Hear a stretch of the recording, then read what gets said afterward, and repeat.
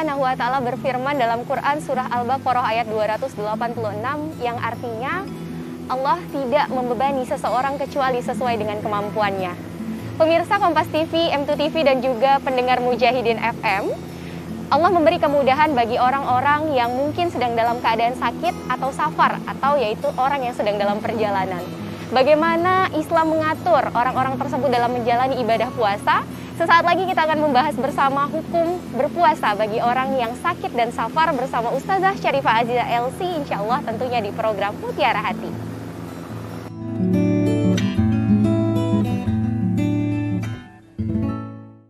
Assalamualaikum warahmatullahi wabarakatuh. Pemirsa Kompas TV, M2 TV dan juga pendengar Mujahidin FM, kembali lagi di program Mutiara Hati spesial edisi Ramadan. Bersama Ana Vera dan tentunya ditemani oleh narasumber kami yaitu ada Ustazah Syarifah Azizah LC. Assalamualaikum Ustazah. Waalaikumsalam warahmatullahi wabarakatuh. Hari ini pemirsa dan pendengar Mujahidin FM, kami akan membahas terkait hukum menjalani puasa bagi orang yang sakit dan safar. Tapi sebelum membahas keduanya secara sekaligus, mungkin pertama-tama kita mulai dulu dari yang sakit nih Ustazah. Bagaimana nih Islam membahas atau menjelaskan terkait hal tersebut ya Ustazah? Ya. Bismillahirrahmanirrahim.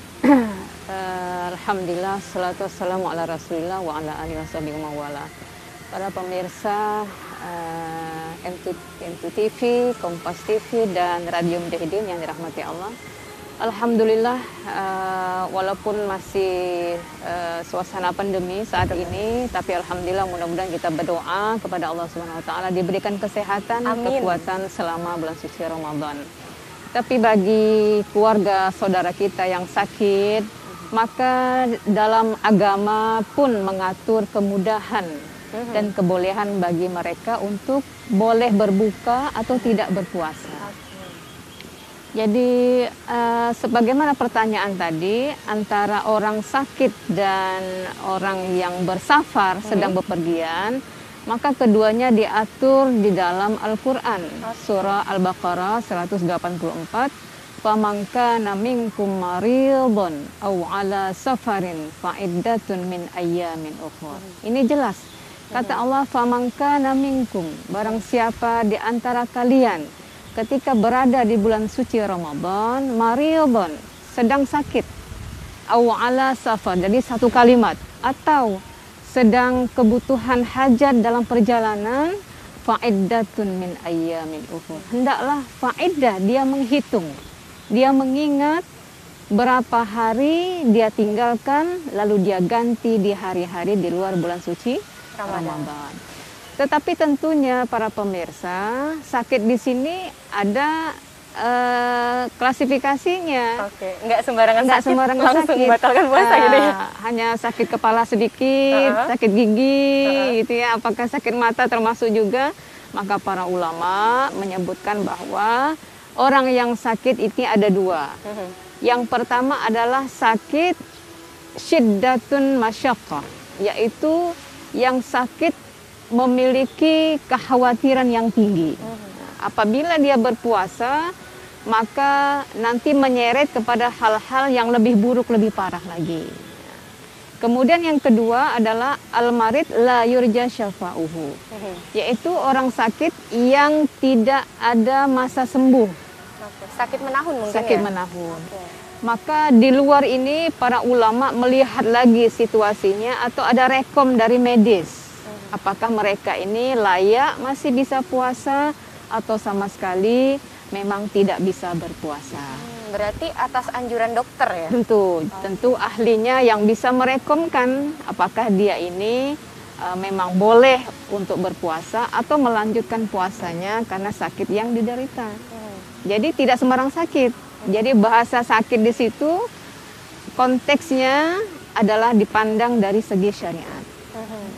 Maka barang siapa yang sakit, apabila dia misalnya dari pagi hari dia berniat sahur, kemudian di pertengahan siang dia sakit, maka dia harus membatalkan puasanya dan dia hitung ketika sehat harus mengqadha puasanya. Berarti lebih diharuskan untuk membatalkan? Iya, al-mubih. Mereka disarankan untuk jika puasa maka itu sama juga dia memasukkan perkara kepada perkara yang tidak dibenarkan oleh agama. Harus dia harus dia memperhatikan kesehatan jiwa dan fisiknya. Harus dia berbuka, kemudian dia hitung hari itu untuk dia ganti di hari-hari di luar bulan Ramadan. Walaupun di awalnya mungkin masih mampu ketika di perjalanan. Iya, sama dengan orang safar juga begitu. Ada persyaratan-persyaratan tertentu bagi orang yang safar. Tidak semua orang safar itu dibenarkan juga untuk sembarangan berbuka. Safarnya benarkan itu minimal ada 3 syarat. Orang yang bepergian itu yang dibolehkan uzur, termasuk yang dibolehkan untuk berbuka itu ada 3 syarat. Pertama adalah safarnya itu dikiaskan perjalanan dibolehkannya menjamak dan mengqashar sholat. Nah, masa-masa itu ketika orang boleh menjamak dan mengqashar sholat itu adalah dengan jarak tempuh perjalanan 89 km. 89 km. Ada perbedaan ulama sedikit, 81 hingga 89 km. Jadi kalau hanya mutar-mutar 40 di bawah 81, maka walaupun dia mengatakan dirinya bepergian, tetapi belum termasuk syarat untuk dibenarkan dia berbuka atau tidak berpuasa. Siap. Berarti intinya adalah terkait sakit tadi adalah sebenarnya ketika memang sudah disampaikan atau direkomendasikan dokter untuk tidak berpuasa, lebih baik tidak berpuasa. Jadi agama juga memperlihat kesehatan jiwa, kesehatan fisik itu justru lebih utama. Masya Allah, bagaimana Islam, pemirsa dan pendengar Mujahidin FM memandang bahwa sebenarnya adalah diberi kemudahan bagi setiap penganutnya ya Ustazah ya, bahwa tidak dipaksakan untuk melakukan puasa, malah lebih dianjurkan untuk berbuka dan memperhatikan kondisi kesehatan. Dan sesaat lagi kita akan melanjutkan pembahasan terkait safar nih Wafila dan pemirsa pendengar setia Mujahidin FM.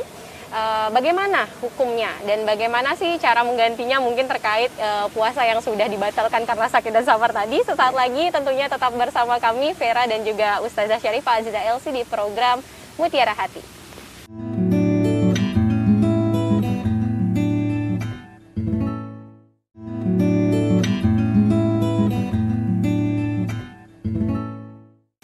Masih bersama kami di program Mutiara Hati spesial edisi Ramadan. Kali ini membahas terkait hukum menjalani ibadah puasa di tengah kondisi sakit dan safar.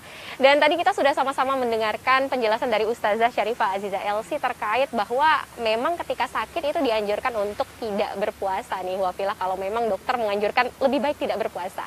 Nah, lalu bagaimana kondisinya ketika dalam keadaan melakukan sebuah perjalanan atau safar nih? Mungkin tadi sedikit sudah disinggung ya Ustazah ya, bahwa memang kalau ada beberapa pandangan ya terkait safar tadi, kalau misalnya sekitaran 81 atau mungkin 80 sampai 89 itu sudah dikategorikan boleh ya boleh Ustazah, untuk membatalkan. Tapi sebenarnya Islam memandangnya seperti apa? Apakah lebih baik melanjutkan kalau mampu atau sebenarnya seperti apa? Iya, para ulama versinya ada 2. Apabila dia perjalanan keluar dari kota tempat dia tinggal itu sebelum sahur, sebelum fajar, maka dia tidak usah berniat puasa. Apabila kemudian dia perjalanan tempuh keluar dari rumahnya, tempat tinggal kotanya itu setelah fajar, setelah subuh, maka para ulama juga ada yang mengatakan boleh dia berbuka. Jadi diserahkan kepada masing-masing kemampuan. Nah, tetapi ada juga yang harus kita garis bawahi di sini, bahwa perjalanan ini perjalanan syariat ya, bukan perjalanan satu tidak dalam bahasa agamanya dalam maksiat. Tidak membawa unsur-unsur maksiat. Yang kedua, apabila dia wanita tidak membawa unsur-unsur fitnah. Contoh ya sederhana, misalnya dia membawa muhrim, dia membawa wali. Jadi memang mereka yang dibolehkan untuk berbuka ini agama membolehkan, tetapi dalam batasan syaratan-syaratan tertentu. Diperhatikan. Artinya ini keluasan yang luar biasa, rukhsah. Bagi mereka yang mendapati Ramadan tetapi ada kebutuhan hajat yang sama kewajibannya di hari-hari Ramadan. Maka kemudian mereka yang misalnya setelah berapa hari dia pulang kampung maka dia harus keluar dari niat untuk tidak berpuasa. Dia setelah sampai di kampungnya, dia sudah harus berniat. Walaupun dia belum nyampe, maka dia harus sudah berniat, saya akan berpuasa. Walaupun hari itu masih berbuka. Nah, Ustazah, terkait rukhsah atau kemudahan yang diberikan bagi orang yang melakukan perjalanan atau safar tadi. Kalau sakit itu kan tadi lebih dianjurkan untuk berbuka ketika tidak mampu. Tapi bagaimana ketika dalam safar nih, dan kalau safar kita ini kan kayaknya lebih jarak bisa naik pesawat gitu Ustazah kan. Ini sepertinya tidak memberatkan lah untuk kemudian tetap melakukan puasa. Ini seperti apa nih? Rasulullah SAW pun pernah kemudian dalam situasi seperti ini ada dua keadaan yang beliau berikan penjelasan kepada para sahabat. Pertama, melihat situasi keadaan. Apabila keadaan itu sudah tidak memungkinkan untuk kita melanjutkan puasa, maka kita berbuka. Karena Rasulullah pernah meminta para sahabat ketika di suasana yang sangat panas, perjalanan yang cukup jauh, Rasulullah meminta sahabat untuk mengambil segelas minuman, kemudian beliau mengomando para sahabat untuk berbuka dalam safar. Tapi pada satu hari pernah Rasulullah melarang sahabat.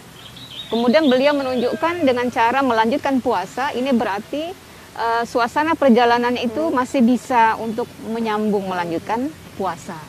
Jadi betul-betul walaupun ada rukhsah, walaupun ada kemudahan, kita tidak semudah itu juga mempermainkan aturan-aturan. Betul. Karena wa antasumu khairul lakum.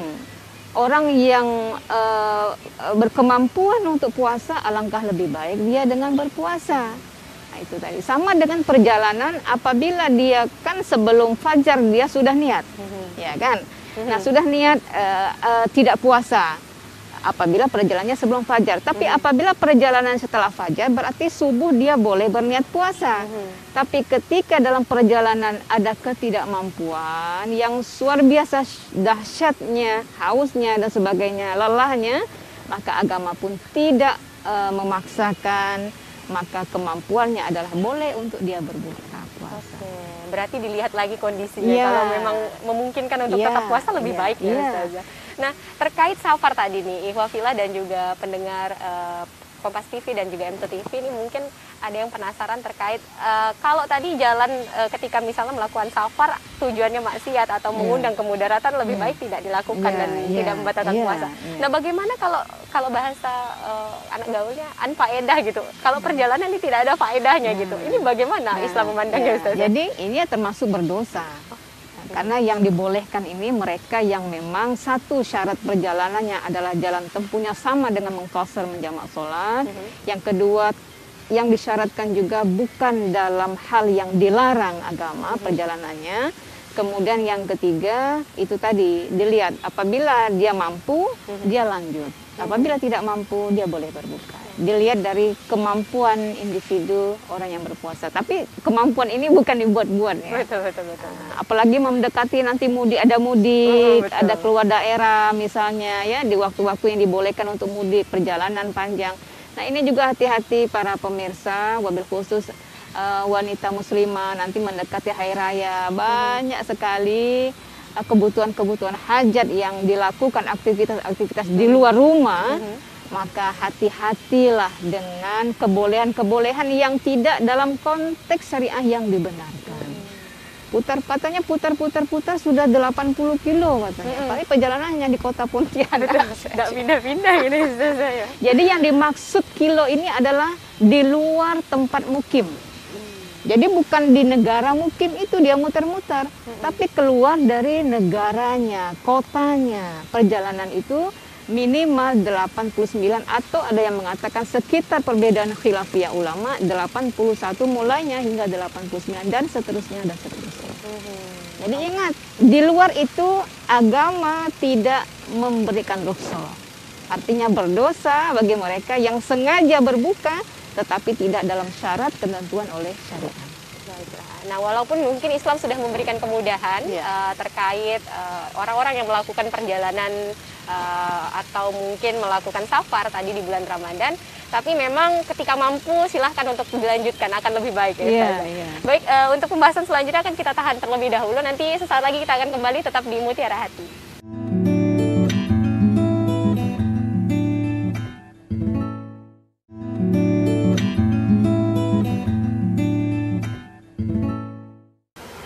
kembali lagi di program Mutiara Hati, masih bersama Ustazah Syarifah Azza Elsi dan tentunya Vera. Nah, kali ini masih dengan pembahasan yaitu hukum menjalankan ibadah puasa saat keadaan sakit dan safar. Nah, ihwafillah pendengar setia Mujahidin FM dan juga pemirsa Kompas TV serta M2 TV. Tadi kita sudah menjelaskan bagaimana kriteria mungkin lebih tepatnya orang-orang yang diperkenankan untuk membatalkan puasa di tengah sakit dan juga di tengah safar nih. Yang jadi permasalahannya adalah ketika sudah membatalkan puasa berarti tidak berpuasa dan ada kewajiban atau konsekuensi yang diterima oleh orang tersebut. Ini bagaimana nih Ustazah untuk cara membayarnya? Ya, itu tadi famangkan minkum marid au ala safar. Jadi dua golongan ini, orang safar dan orang sakit, fa'iddatun, dia ingat-ingat berapa hari dia tinggalkan selama berada di Ramadan. Dia harus hitung itu. Dia catat betul-betul karena itu terhutang antara dia dengan Allah. Kemudian agak berbeda antara konsekuensi yang meninggalkan karena uzur bagi orang safar itu harus mengganti. Karena orang safar itu orang yang sehat. Betul. Tapi karena ada hajat, kemudian ada situasi yang tidak memungkinkan untuk tidak berpuasa, maka dia membatalkan. Berbeda dengan orang yang marid. Nah, orang marid yang dia orang sakit yang dia bisa sembuh, maka dia wajib mengqadha. Karena dia ada kemungkinan sembuh sehat. Tapi berbeda dengan orang sakit yang tidak ada harapan sembuh. Walaupun dia masih muda, walaupun dia tadinya sebelumnya sehat, tapi setelah divonis misalnya oleh medis, oleh profesional kaitan dengan penyakit yang dia derita, maka dia tidak wajib mengganti dengan puasa, tapi dia cukup membayar fidyah. Nah, itu fidyah ini khusus untuk mereka yang tidak bisa mengganti sama sekali. Maka ini disamakan dengan orang yang uzur karena usia. Ya, karena usia yang dia coba tidak bisa, coba lagi nggak bisa, maka finalnya dia tidak wajib, tidak dibenarkan dia mengqadha, tapi dia hanya dibenarkan membayar fidyah. Nah, Ustazah, mungkin di lapangan bisa jadi ditemukan gitu Ustazah, sudahlah tidak mampu secara fisik, tapi juga ekonomi nih Ustazah. Ini bagaimana nih Ustazah ketika tidak mampu secara ekonomi untuk membayar fidyahnya? Ya, fidyah ini tidak mesti yang bersangkutan. Siapa saja boleh membayarkan fidyah. Atau dia boleh meminta tolong saudaranya. Karena fidyah kaitan dengan puasa ini adalah antara kita dengan Allah ya. Ya, apalagi kata Allah Subhanahu wa taala dalam hadits qudsi bahwasanya puasa itu adalah untukku wa ana ajzibi. Bagaimana Allah mau membalasnya? Bagaimana letak ketaatan kita kepada Allah kalau antara kita dengan Allah ada yang kosong tadi, ada yang rusak. Nah, jadi minimal fidyah caranya itu bisa disesuaikan dengan kemampuan. Dan ini menjadi ladang pahala juga ya, ladang amal buat orang-orang sekitar. Dan mengecek bagaimana kepedulian orang-orang sekitar.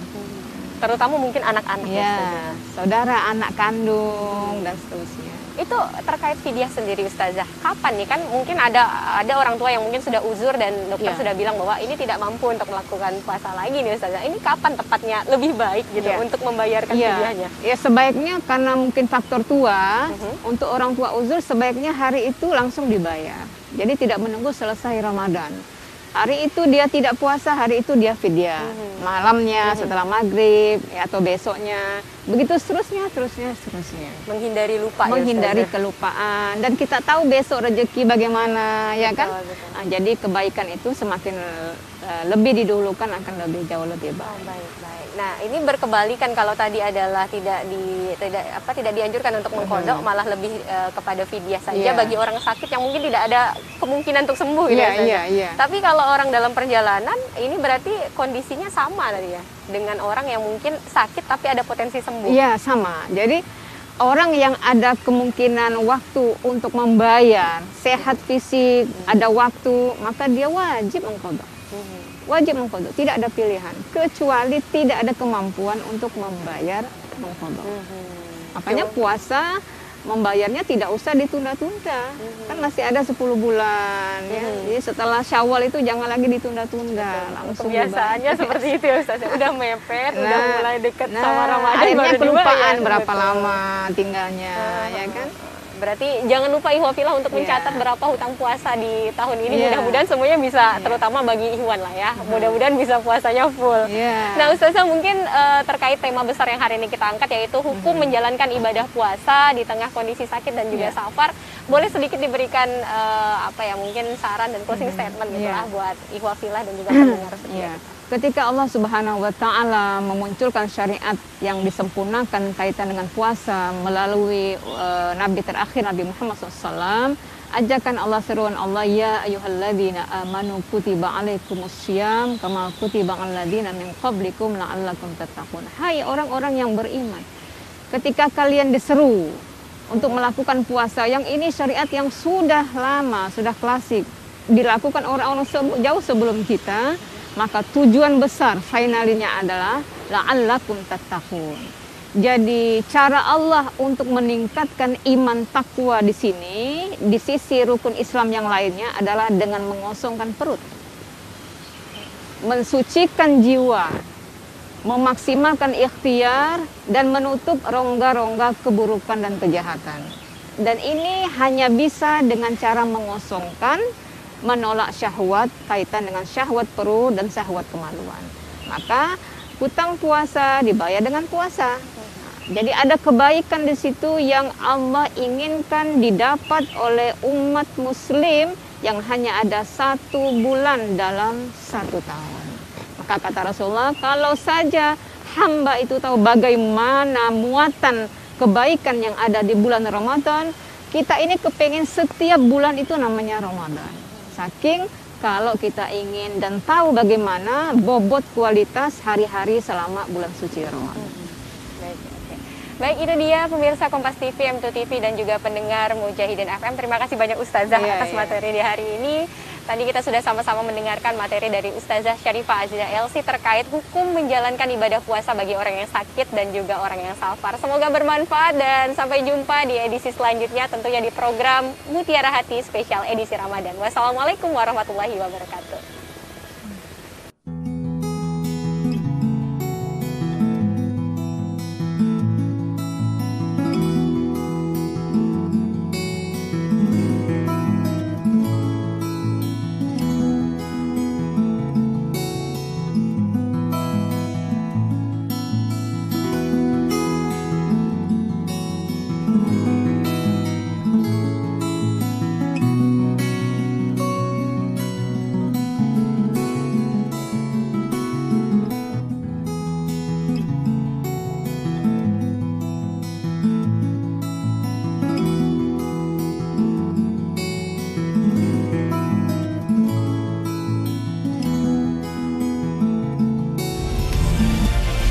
Kompas TV, independen, terpercaya.